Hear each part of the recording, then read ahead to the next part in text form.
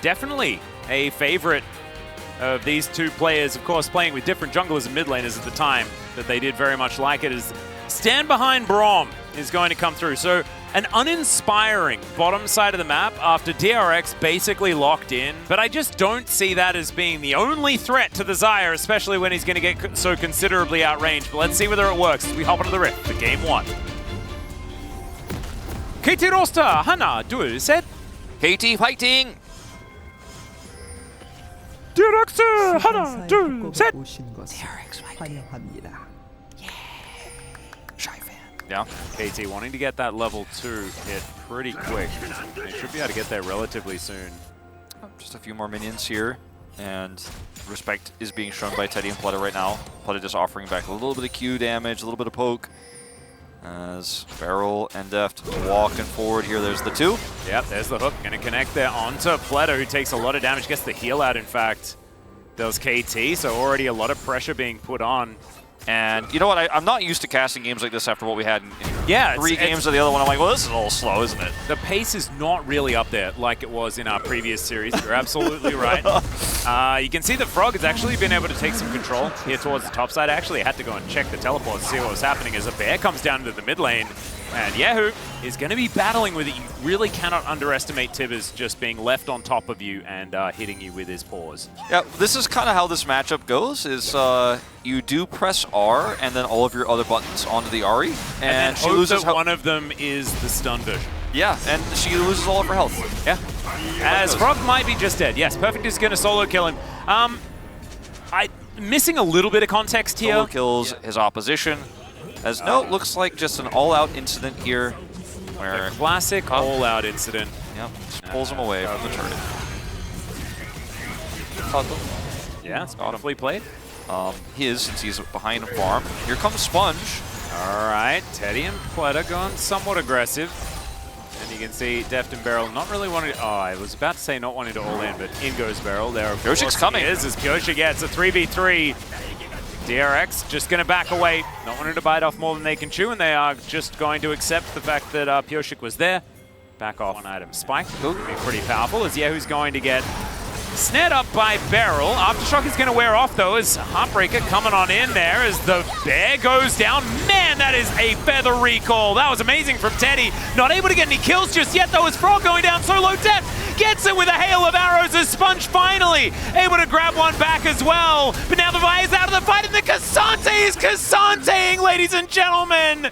Perfect gets another one, and I don't know how DRX didn't get more value from that. Teddy parked themselves in the mid lane. It is going to be solo lanes in the side lanes this time around, as Yahoo going down very, very low. Q's flying forward as BDD is just pyroblasting all over the place. That is going to be sole point. KT, it looks like they're interested in taking it. Yeah, I think they are grouped around it.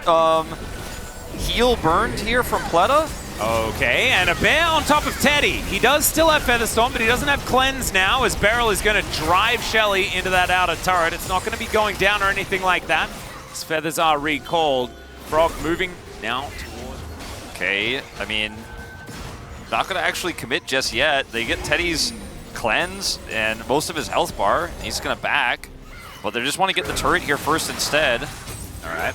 Yeah, who needs to be a bit careful, but Spirit Rush is now on cooldown. He finds the charm onto Deft, who just doesn't press Cleanse because no one is close enough. Yeah, Teddy's not here. And now they're going to be able to turn back to this dragon. That should be a pretty easy clear on the ward. And BDD is just pressing R on people and getting most of their health bar, and that's enough. But in this early game, it's just alone enough, I guess. So far this game, it just has been. Yep. BDD in danger. Yeah, there's a cease and desist as BDD knew that something could be coming, as that is a very dead Vi. Yep, brought him underneath the turret with that preemptive flash. Really nicely done from BDD. And Yahoo, not going to be able to do too much. He does have his ultimate back off cooldown, so that's going to mean he's able to dodge away from the dredge line, but damage has been done 4-1 now in favor of KT. They've also got themselves the Ocean Soul point. Everything is coming up them this time around. Once again, BD drops a bear, and they get an advantage. 어디 있는지. I can reach it like a book. You basically, I know where you are at all times. Yeah. The gist of it, reading them like a book indeed. And so easy. Beryl is just so smart, man. He just knows, and, you know, maybe he has a bit of added experience alongside some of these guys as well. They've been in a similar organization for some time. It's okay. Yahoo diving on in there. They look for the Annie, and they do manage to take her down, but now Tibbers is extraordinarily angry. Sponge is going to die alongside Yahoo. And yes, you managed to get your one target, but everyone else is still alive, and they will take you out.